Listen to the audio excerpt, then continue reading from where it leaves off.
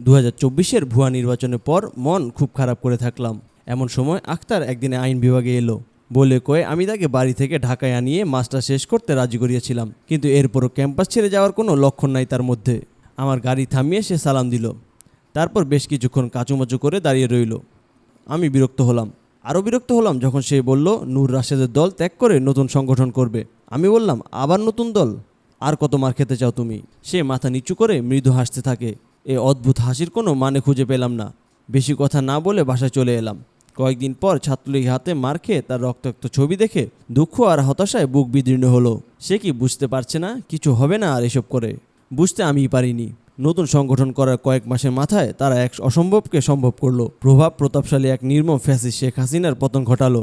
আক্তারের সংগঠনে নাহিদ হয়ে উঠল এই অভ্যুত্থানের প্রধান নেতা, উত্তাল জুলাইয়ে আমার এবং আমার মতো লাখো মানুষের নেতা। তারপর নাহিদের সাথে কাজ করলাম নতুন সরকারে। কতবার যে সে আমাকে বিস্মিত করলো তার যোগ্যতা, বাকসংযম, ব্যক্তিত্ব আর অকল্পনীয় ম্যাচুরিটি দিয়ে। নাহিদ থাকে আমার পাশের বাসায়। সে সরকার থেকে পদত্যাগ করার দিন গভীর রাতে তার সবুজ লনের দিকে তাকিয়ে থাকলাম অনেকক্ষণ। মায়া বড় বিচিত্র বিষয়। আজ নাহিদ আর আক্তার শুরু করেছে তাদের নতুন যাত্রা।